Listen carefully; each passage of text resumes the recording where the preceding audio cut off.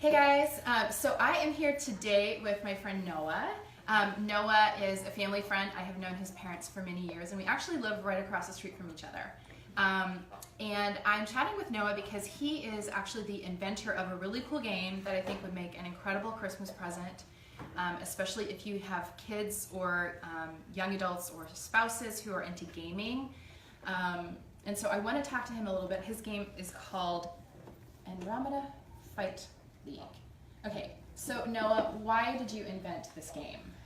I don't really know. I mean, I've always liked board games and card games. Yeah. So one time I was just, I had some spare time, so I decided to sit down and invent a game. And it wasn't this, it was a different game. It was okay, it wasn't that great, so we kind of scrapped it. And then my dad was like, Noah, I think you could really make a cool game. So I reworked some things and incorporated some different mechanics, and then I basically created AFL. That's awesome. So you're big into gaming, right? Yeah. Really so big. What are some of your influences in terms of gaming? Well, on the one hand, it's actually a little bit like chess. It's got the 8x8 grid board, but it's not really like chess. I've got some influences from trading card games like Magic the Gathering or Yu-Gi-Oh! Or Pokemon. Yeah, my kids are really into those. Yeah. Which is why they really have liked your game. Yeah. Yeah. Japt is really into Magic. Yeah. Yeah, this is, if you like that kind of game, this is you could probably dig or understand this really easily. Yeah. And how is it a little similar to Pokemon? What would be some of the connections?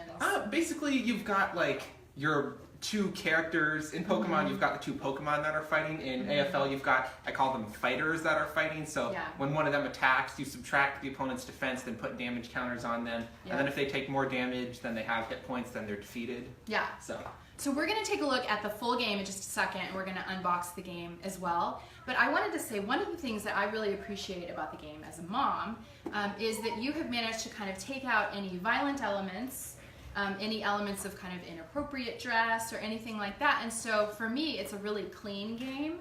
How did you come up with the backstory so that rather than like, this isn't a game where the point is to kill someone or, to murder someone. How did you come up with this backstory where it's actually kind of positive fighting? Yeah. So the idea was there's plenty of games out there where you're trying to conquer the universe and destroy everyone else or whatever. Right. But this one, it's more of a league where it almost a little bit like football, where you're fighting somewhat, but you're not hurting anyone. You just knock them out or you take them out of the contest for now. So the idea is, in the backstory of this game, in the past, they fought huge wars, but now that the wars are over, these people, they still want to fight, but they don't want to kill anyone. So they set up this league so they can have fighting matches, but not destroy each other.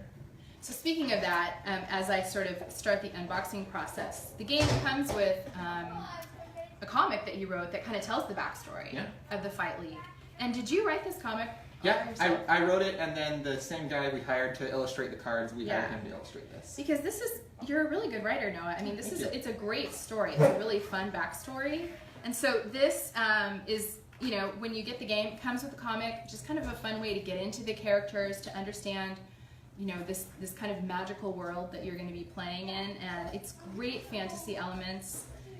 So anyway, as we proceed to unbox, this comes with the game. And then tell us what else is in here, Noah. You've got your rule book. Directions. Of course you need that. And this is I'm so impressed with what you've done here because this is legit. I mean, you're 16 years old and this is like a legit game here. Thank you.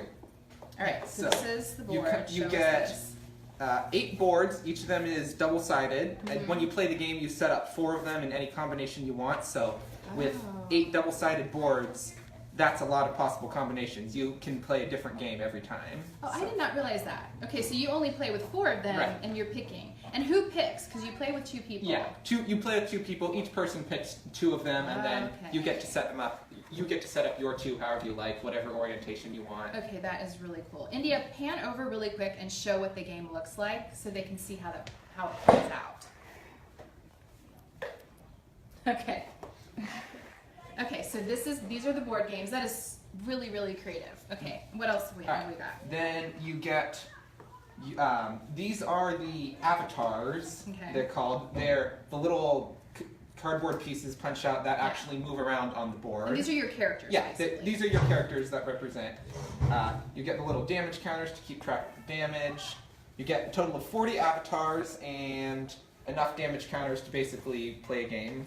The damage thing is the thing my kids are talking about all the time. How much damage? Yes. That's like a strategy of the game, Yes, right? exactly. Like you might be able to have your one guy go after the other guy, but if it can't do enough damage, you might get attacked back and not survive. So this is, I mean, at the end of the day, it's a strategy game. Yeah, it's a strategy. It isn't just, rolling the dice and seeing what happens. You're strategizing, you're thinking. And one of the things I like about this, because I think a lot of kids are into gaming these days, but a lot of times that gaming looks like just sitting here like on a video game, right? And you're zoned out and you're not really in touch with the world. And I like that it's a 2-person game, or you can play 4-person. Right. You have to use some extra special rules, but yeah, you can. Yeah. And so, you're present with another person, you're thinking, I don't know, it feels like, it's not just a brain mush game. Right. And so, what do we have here? Animal Crossing is not a brain mush game. Thank you, India. And then you've got your cards. I'm going to open this up. So I showed you the avatar cards. Mm-hmm. These are the full-size fighter cards. They come with all the details, and then when you pick your team at the beginning, these are the ones you pick. So they have their special abilities. There's 40 of these. They've all got different abilities. And then you've got your magic cards. These are like special influences you can use throughout the game. So, for example, I could have my Grey Enchanter with his 30 magic points. He could use a 10, a 15, but then he wouldn't have enough magic left for another time. Got it. These are like various effects you can use throughout the game. Cool. And tell me, I know you have like a ton of characters.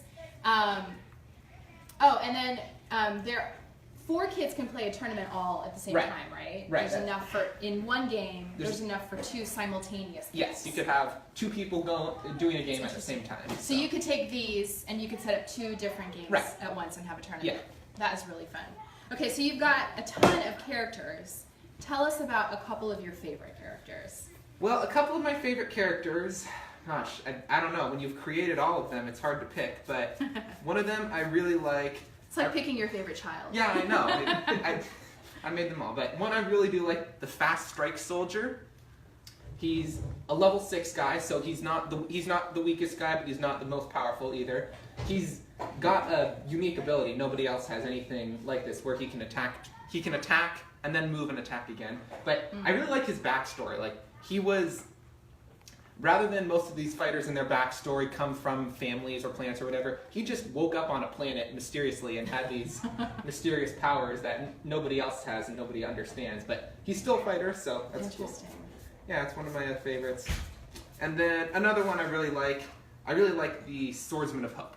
I think the art's really cool, and just gameplay-wise, he's only a level 4, but he has the ability to take out really high-level guys if you get lucky enough. Awesome. And so you've been taking this game pretty seriously. You've been to conventions. Tell me about that. What's that been like? Yeah, so that's the main way we've been doing our stuff, or our marketing and stuff. Mm-hmm. But basically we go to conventions. They have board game conventions all over. Yeah. So we'll just go. They're usually over the weekend. We'll set up, and then we'll just sit behind the table and demo it to people who are interested for 8 hours straight or whatever it is. That's awesome. And as a mom, I think this is such a great game for kids. But you had a lot of success with adults too. This is not just a kid game. Kids and adults love it. Yeah. I've seen some really good reviews on like gaming websites for your game and stuff like that. Awesome. Well, let me have you and Jafta just demonstrate how you play. Sure.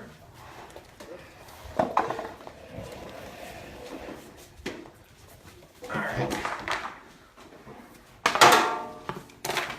So what we've done here, normally you do it in 3 phases. You draft your team and your magic cards and all that, and then you set up the boards. We just skip those first 2 phases because those can take a while and aren't really that interesting to watch if you don't know a whole lot about the game. So we're just going to go straight into the battling phase where we're actually moving the people. But it does seem like one of the fun parts of the game is that picking. It is. That kind of draft. Yeah, but we're going to skip over that. Got it. Alright, so for example, I will start out by moving my Beast in the Shadows. So how you move a guy, you look at their little movement value, then you roll the die. And whichever number is lower is how many spaces he can go. So I'll have him go 1, 2. And now, because he's adjacent to Jafta's character, the Swordsman of Hope, I can attack. So when I attack, I'm comparing my attack points, which is the little sword, to their defense points, which is the little shield, and then any attack minus defense is how much damage they take, and if they take more damage than they have hit points, they're down. But I have to roll a die. If I roll a 2 through 5, it's just attack minus defense. If I roll a 1, I do nothing, and I miss, which is not very good for me. But if I roll a 6, I get a critical hit, and I get to double my attack, which, so let's see what happens. All right, so that's just a normal attack. So it's 29 minus 18 is 11. He only has 10 hit points, so I knocked him down. All right, but now it's Jafta's turn. All right. So